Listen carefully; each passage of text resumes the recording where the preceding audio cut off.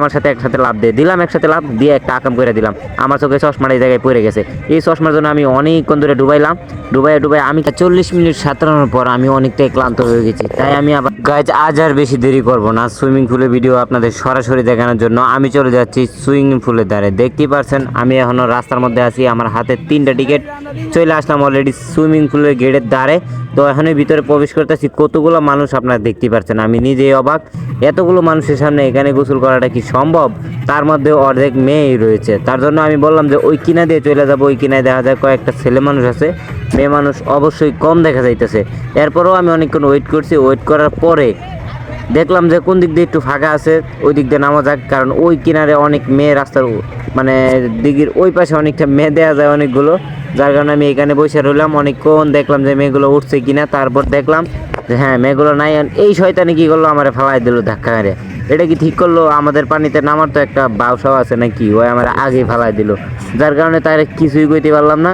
তো আবার ওইটা বসলাম একটু জিরাবার জন্য। এখন আমি নিজে নিজে লাভ দিলাম, দেখতে পারছেন আমাদের আবার এইভাবে পায়রা অভ্যাস আছে। তো আমি একটু মাঝখানে সাঁতরাই লইলাম, দেখতে পারছেন একা একা এই পাশ থেকে ওই পাশে যাইতেছি। যখন একটু মানুষ নাই, একটু ফাঁকা লাগতেছে, তখন আমি আমার মন স্বাধীন মতো একটু গোসল করলাম। আবার ওই পাশে দেখা যায় একটা মেয়ে আইতেছে, যার কারণে আমার ক্যামেরাম্যান ইশারা দিল আমি আবার এই দিক দিয়ে চলে যাবো এখন, কারণ ওই পাশে মেয়ে দেখা যায়, ওইখানে থাকা আমার জন্য নট ইম্পসিবল ছিল। যার কারণে আমার ভিডিওতে প্রত্যেকটাতে দেখবেন যে আমি এদের থেকে আমি অনেকটাই দূরে থাকি। আমার ভিডিও বলেন, আমি যে রাস্তায় একটা শ্যুট করি, আমি কিন্তু মেয়েদের থেকে অনেকটাই দূরে থাকি। আমার ভিডিওতে আমি কোনো মেয়ের ফেস ক্যাপচার করতে চাই না, যতটুকু সম্ভব আমি এর থেকে দূরত্ব থাকি। এরপরেও আমি চেষ্টা করি একটু এড়ায় চলার জন্য, কারণ যত এড়ায় চলবো আমি এতটাই ভালো থাকতে পারবো। তো সবাই দোয়া করবেন আমার জন্য। আজকের ভিডিও এই পর্যন্তই। তো দেখতে থাকেন, আমি অনেকক্ষণ সাঁতরাইছি। ও গাইজ, আর একটা জিনিস শেয়ার করা হয় নাই। তো আমি একে সাঁতরানোর পর একটা জিনিস ফলো করে দেখবেন যে আমি যখন বেশি একটা ডুবেছিলাম না, যে এভাবে ডুব দিলে কেমন লাগে, মাঝখানে যেমন নদীতে সাঁতার কাটে মানুষ, আমি এমন চেষ্টা করতে চাইলাম, কিন্তু দিঘিটা অনেক ছোট হওয়ার কারণে, মানে সুইমিং পুলটা অনেক ছোটো হওয়ার কারণে আমি পারছিলাম না।